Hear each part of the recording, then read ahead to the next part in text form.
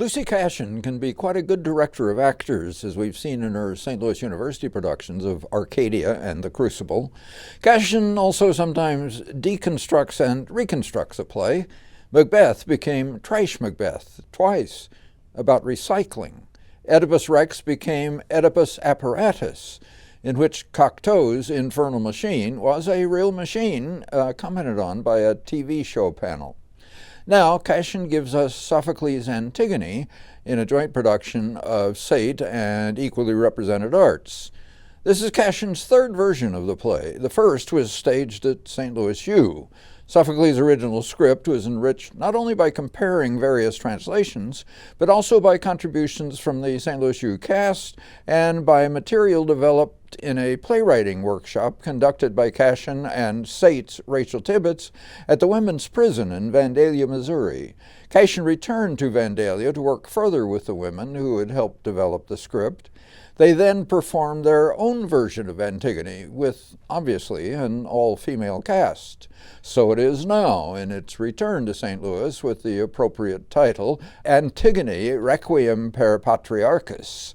This ensemble has refined the play further with, as Cashin says in the program, material from the prison workshop, translations and adaptations of the Greek by J. Storr, Mac Wellman, Bertolt Brecht, and Anne Carlson, Dorothy Parker's poetry, and a transcript from the Brett Kavanaugh hearings for the Supreme Court.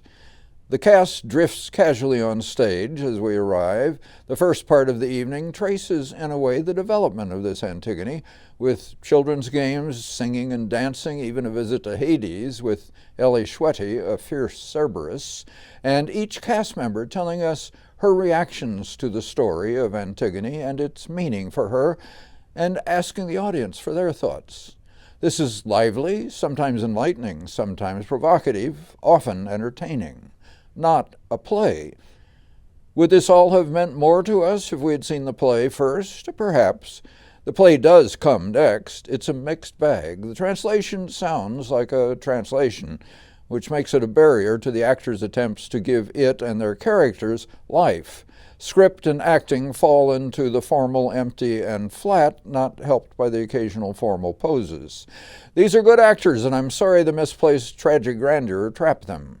I enjoyed them more in the first part. Each actor is listed in the program as Antigone, as well as one or two characters. Allison Moser is the ruler, Crayon. Victoria Thomas is Antigone's sister, Ismene. Laura Hulsey, a very welcome addition to the St. Louis theater community, is Crayon's son, Antigone's fiancé, Haman, as well as a chorus member. Talisha Katura is also part of the chorus, and very convincing as the blind prophet Tiresias. Ellie Schwetty joins the chorus, is the Hound of Hell, and the unlucky guard at the body of Polynices.